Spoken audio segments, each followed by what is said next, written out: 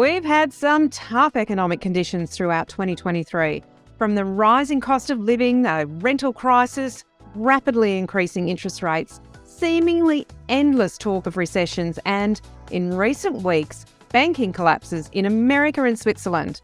Just when you're looking at buying a home. What does it all mean for you? Welcome to Your First Home Buyer Guide, the podcast for first home buyers who want to get it right. I'm Meighan and that was Veronica. We're both buyer's agents and probably old enough to be your mums. But that's a good thing because between us we've got over 40 years experience and we are going to share with you bucket loads of stories about avoidable mistakes.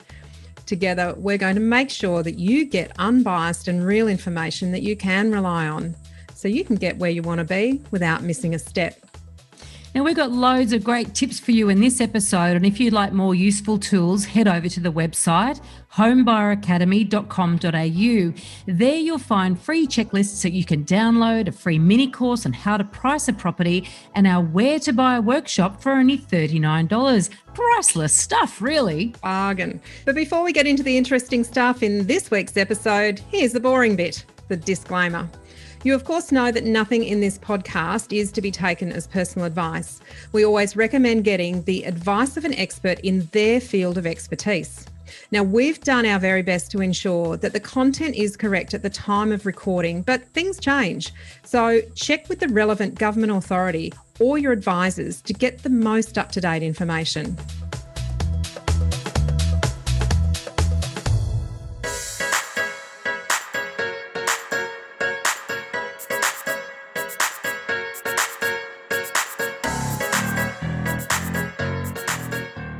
Today we're talking about whether or not the economic doom and gloom is going to impact the property market here in Australia and whether you should put your search on hold or keep soldiering on. But before we get into that, there's a particularly interesting house in the video behind Meighan this week. It looks like a vertebrae. What the hell? This is the Seashell house in Cancun.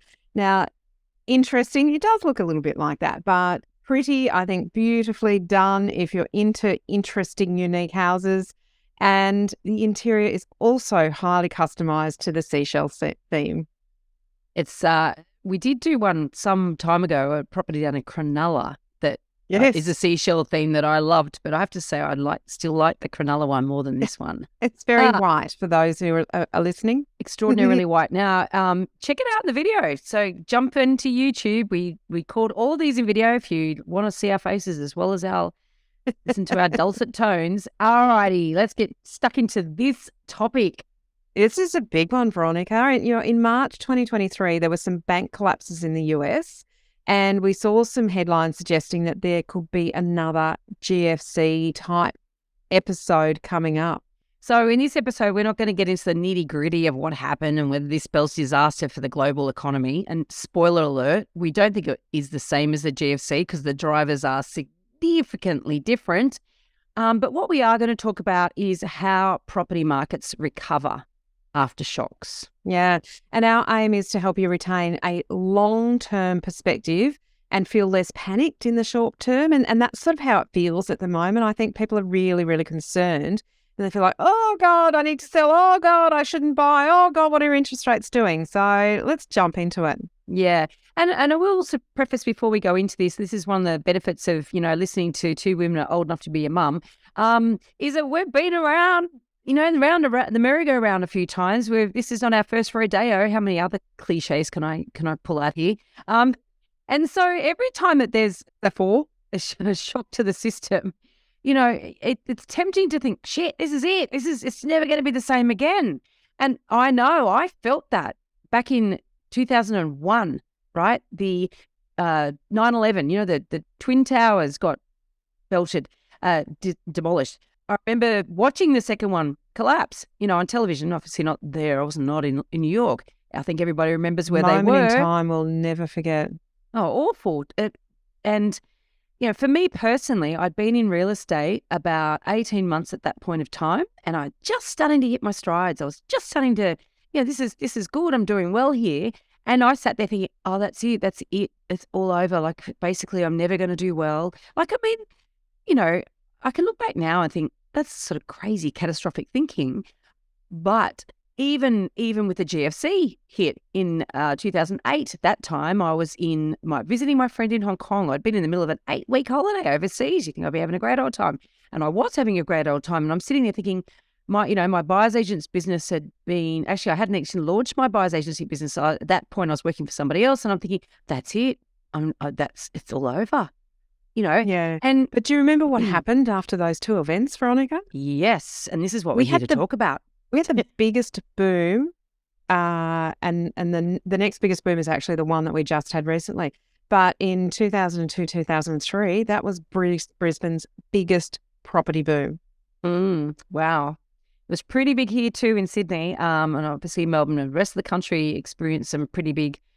And I think what we're trying to say here is that it's human nature when something bad happens, something big happens, and particularly when there's a lot of negative press around and a lot of fear just generally, it is human nature to think, oh my God, all good times are over, never going to come back. However, it's not, it actually is never the end. No.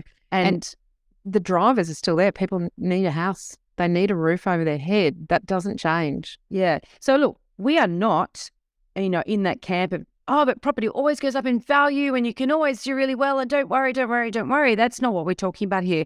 What we're talking about is having that longer lens, always making good decisions around your property, but not knee-jerking because of these short-term things, because in the whole long scheme of your life, these will be blips in the way that 9/11 for us was a blip, obviously for those personally affected, not a blip.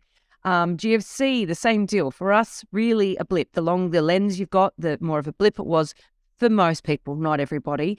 Certainly, and most recently, the market catastrophe that was COVID. I mean, how many economists predicted 30+% falls in property prices?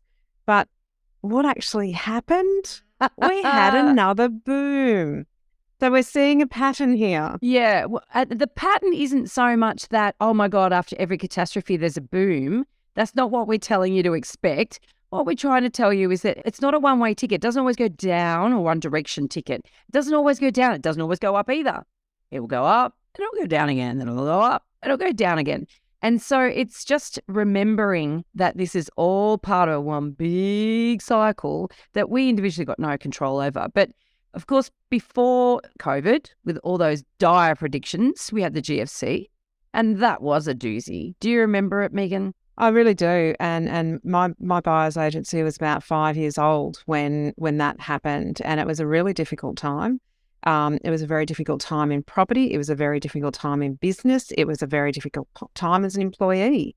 It was a very difficult time for a lot of people, and it was the uncertainty. And the first time that we had really experienced such an impact from a global event that we really didn't think that we in Australia had any control over. And a lot of people really couldn't understand why the impact was so great on us here down in Australia. And to a degree, I think there are some analysts who believe that Australia probably weathered that reasonably well because we're so far removed from other places. But largely it was because of the legislation, and the environment was really different in each of those countries. So each of those countries reacted and responded, and the impact was quite different. But it was such a difficult time. I had no idea if I was going to come out of the other side of that with a company, with a house, with investment properties. I had no idea what that was going to play out like. We just hadn't seen it before. It was unprecedented. No, and I think we've had that, which was unprecedented. We've had COVID that was unprecedented. Now we've got this sort of crazy inflationary environment, more wars and whatever, unprecedented. I think we should get used to unprecedented events. And so it's about getting used to living with uncertainty. And some people do lose out, but they are often the people that took huge risks. They are also the people that knee-jerk. So let me tell you a little story about some friends of mine who bailed in panic out of Sydney as a consequence of the GFC. Now, in the Sydney property market really there was like 3 months of what I would call a buyer's market. That was it. And 2009 came and it bounced back. And in fact, I started my business at the beginning of 2009, not because of the GFC, don't get me wrong. I actually well, in some, well, I actually probably can't go into it right now exactly why it's out of my business, but in some ways it was a reaction to the GFC because other people who had taken risks did lose out, but I hadn't taken risks, right? So, but look, I have friends who got out of the Sydney market at the end of 2008, and they basically were like going, well, that's it. Price is never going to be this good again, and we want to move up to Byron Bay, and so we're gonna get out right now. It's like catching a falling knife before it gets really bad. We're getting out right now, and we're gonna get out of here because like this is just gonna end in tears. Going to be doom and gloom. I'm like, that's nuts. Anyway, they did mad rush. They went up to Byron, they bought up there. Then they didn't take them long to realise they couldn't afford to buy back into Sydney if they wanted to come back. Their son at the time was very young, and they did entertain the idea about when he was going into high school, like, oh, maybe we need to think about going back to Sydney. They couldn't afford to come back, right? Now, even though they went to Byron, which is quite a lucrative, obviously, area, but it had a lot of time in the doldrums. It's a highly cyclical market. It has incredible highs and very, very big lows. Yes. And so they were in the doldrums while Sydney property prices were going up. And this is the early the early teens anyway. But the point being, they knee-jerked, got out because after an initial dip in prices, things got back to normal in Sydney. And then we had a boom and another bust and time fundamentally. Normal doesn't last very long, does it? No. That balanced kind of market where there's a good supply of properties, there's a good amount of buyers, prices seem reasonably steady. That's what we kind of call a normal market, but it's almost like you blink and you go, oh, okay, it's changed again. We're back on the roller coaster. So in good locations, there was some short-term price volatility, right? But as soon as prices stabilised, each suburb has actually enjoyed substantial long-term growth. And the downturn was a lot shorter than the subsequent upswing. You can certainly see that in price graphs. I'm not a big statistician. I look at more, much more granular level stuff when I'm looking at property. But the things that impact it are certainly at a macro level. But if you look at price graphs of capital cities over the long term, over say 40 years, what you've said is really substantiated because whilst we might see a run of prices going up, there'll be a bit of a fall perhaps in some markets due to some circumstances. But then when it runs again, it certainly runs well past the previous high. And I think that's really one of the important things that we want to make sure people understand here is prices don't go up and down to a 0 point. And if you look over 40 years, there's been about 500% growth over 40 years in the property market in almost all capital cities and regional locations. So things don't go back below and not stay. They continue to rise. And this is why we talk about good locations, though, because what we will do is I'm going to throw in an exception to that rule. Now, Meighan, you will remember early in the teens, so 13, 11 years ago, there was a big mining boom. And now this podcast is not targeted at investors, right? You guys are first home buyers, but it pay to just think and maybe learn about this. So there were all these investors who were talking up the mining towns big time. And there are a lot of property spruikers out there talking up those mining towns too. Property spruikers selling really ordinary houses in these mining towns, which has got one industry, one employer. And also a lot of the workers in some of these places were there for building the infrastructure. Once that infrastructure is built, they don't need that many houses anymore. And some of those areas, they boomed crazy growth in such a short period of time and huge rental returns. And there's all this money, dollar signs everywhere, right? A lot of people, and as what often happens with investors, they pile into these scenarios late in the day. The people that get in late are always the people that lose the most amount of money. And when they peaked, those prices plummeted. In many of those towns, the price ended up at the bottom, ended up lower than where they started.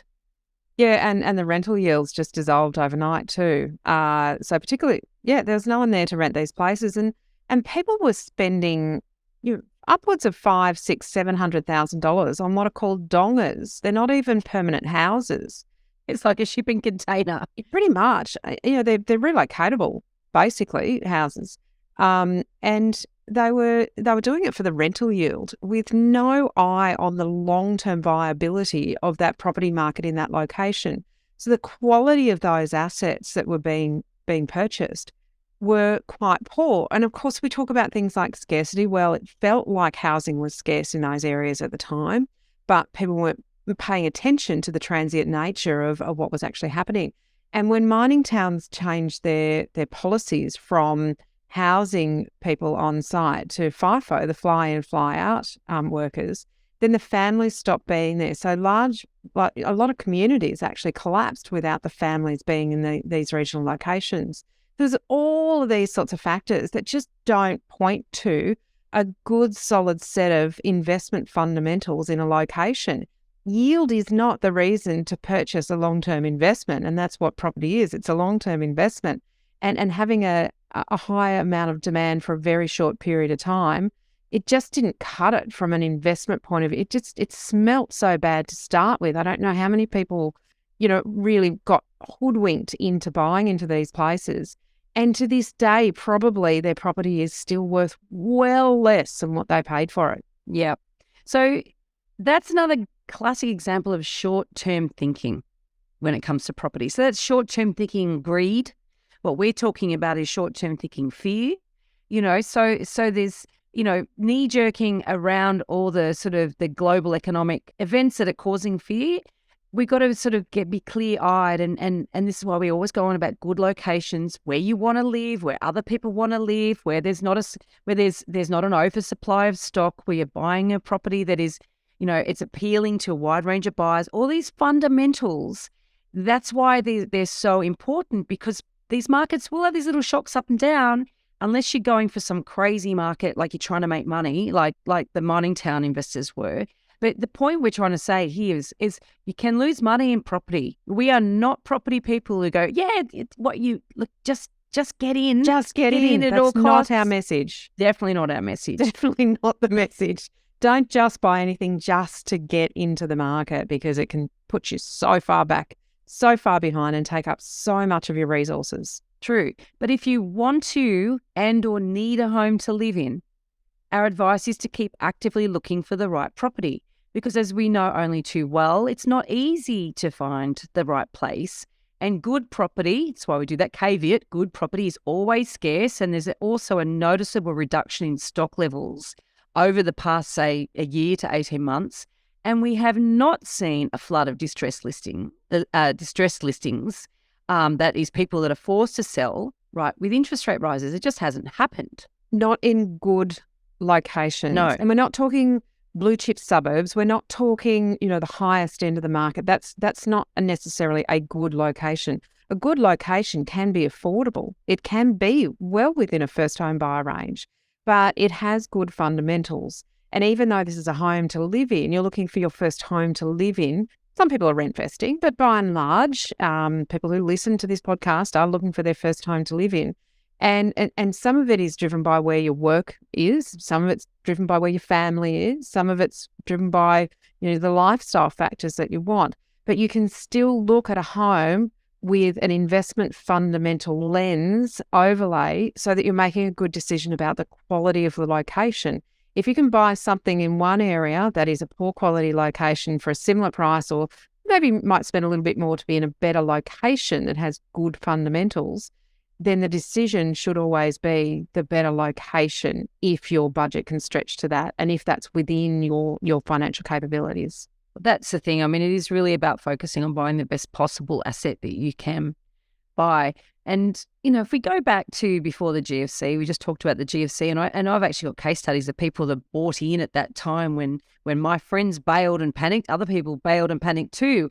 And then within 18 months, a lot of these people, some people actually deliberately went to make money at that time, buying really good assets in that very small window of opportunity. And then they on-sold within about 18 months and made huge gains, like well above, what you would normally expect over such a short period of time.